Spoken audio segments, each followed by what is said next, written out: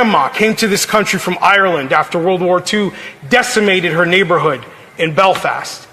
Came here and met my grandpa, and together they raised 4 children.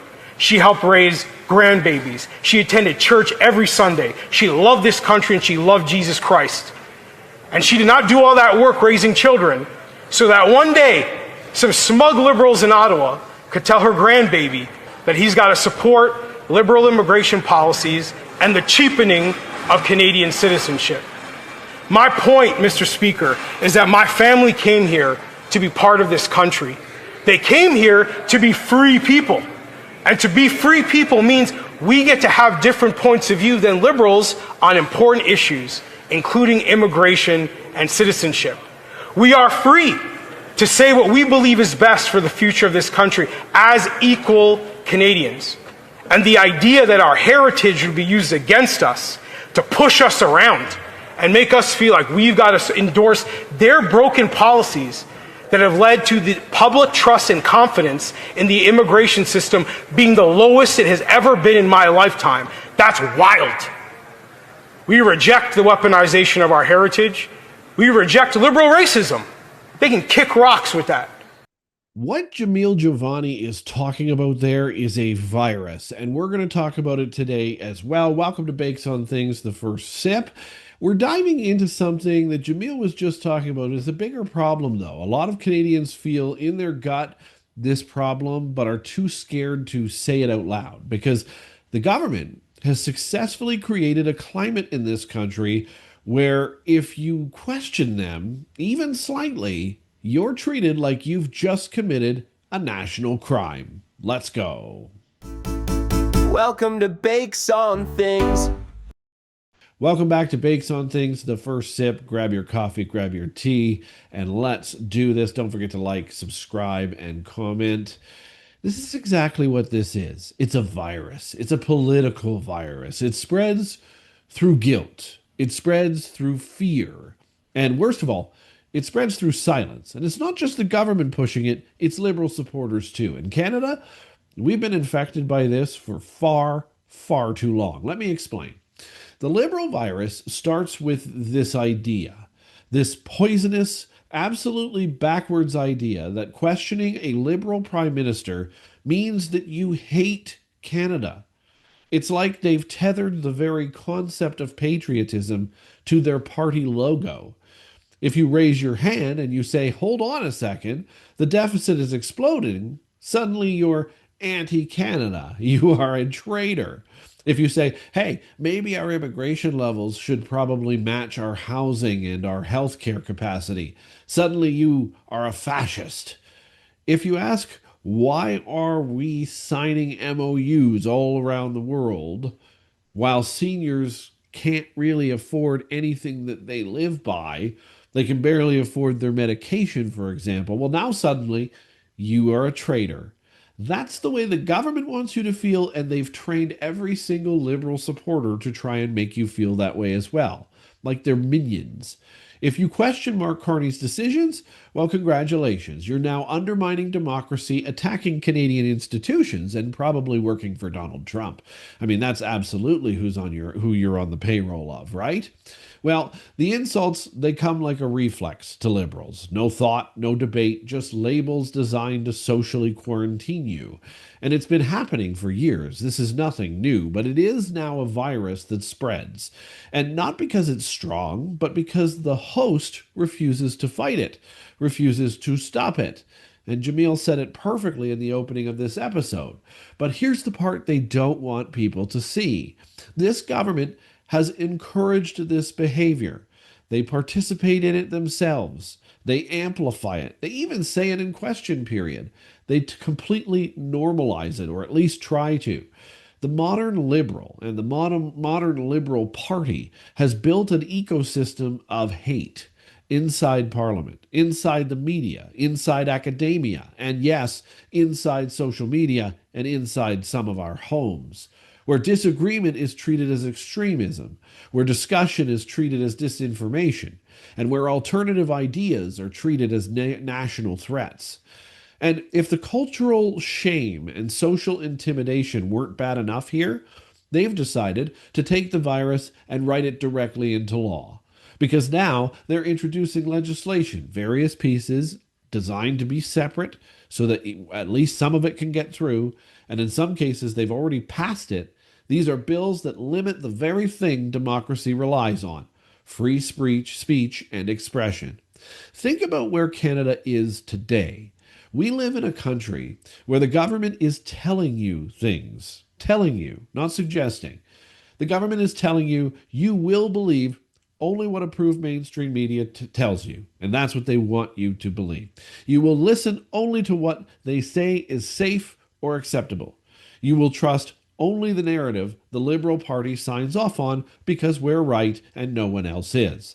And if you challenge any of this, well, they're building legal tools to classify your dissent as harmful to this country. This is not the Canada any of us grew up in. This is not the Canada you want to move forward with. This is not the Canada that promised freedom as a foundation, not a luxury. Freedom wasn't supposed to be conditional upon believing in what the Liberals have to tell you. Freedom wasn't supposed to be partisan. Freedom wasn't supposed to be Liberal issued and punished by the Liberals if you don't move along with what they're telling you. So everything is filtered through this liberal virus now. This is what's happening today in our country, where they believe that they are Canada, not Canadians, not dissent, not debate, not the democratic spectrum of ideas. No, to them, the Liberal Party is Canada. And therefore, to question them is to question the country. Baloney. All of it is baloney. And when a government assumes that kind of crazy identity, that kind of derangement syndrome, when a government fuses party and country together, that they can be the only ones to make decisions for this country and everything they say is right, when a government acts like criticism of them is a threat to this entire democracy, to this entire nation, well, that country, my friends, is not free. That country is not democratic. That country is simply infected. Let's be honest. You can't even suggest alternative solutions anymore on social media or anywhere else without being bombarded by liberal supporters who act like part of a hive mind. They swarm like they're protecting a deity, not a political party. They shout the same program phrases, right? You're a conspiracy theorist. Maple MAGA. You're a bigot. You're not Canadian. You're anti-Canadian for saying that. You're attacking our country and our values when you disagree with the Prime Minister. You're spreading hate. Meanwhile, the only hate they tolerate, and let's be honest, they encourage, is the hate directed at you for daring to think differently, for daring to question, for daring to present an alternative idea to what the Liberals are putting out there. Even historically, Liberal journalists are raising eyebrows at how openly this government manipulates the concept of patriotism. They've weaponized public shame. They did it during the pandemic in the trucker rallies. They've mobilized the media as political enforcers of this. They've pressured tech platforms to censor you and censor what they don't like you saying. And yet they say you are the danger. No, Liberals. The real danger is a government trying to install ideological blinders on an entire country. And here's the terrifying part of every single part of this. A lot of Canadians are starting to self-censor themselves without even really realizing it. People bite their tongue at work. I don't want to get fired for saying these things. I don't want to get fired for agreeing with the Conservatives. They whisper privately at dinner. I don't want my family to hate me for having different ideas in this country. They avoid political conversations with friends because they don't want to lose them because they happen to be liberal. They choose silence because silence feels safer. That's how a virus spreads, friends. That's how a virus takes over a society. Not because it infects everyone, but because the healthy people are scared to speak, for they may get infected too. But let me tell you something very, very important. The antidote to this virus is the speaking. The antidote to this virus is not silence, it's exposure. The antidote is calling this out for what it is: a government trying to police thought by policing speech, a political movement trying to equate itself with the nation, a party that believes criticism equals treason. Can you believe you're living in a society like that? And look, if we don't stop this now, if we don't inoculate our own democracy from this liberal virus, if we don't build immunity against this toxic culture of liberal fragility, name calling, and censorship, then someday our kids are going to wake up in a country where dissent isn't just frowned upon, it's illegal. You'll be jailed for it. We're seeing all of this happen in live real time in the UK. Post a meme and get jailed.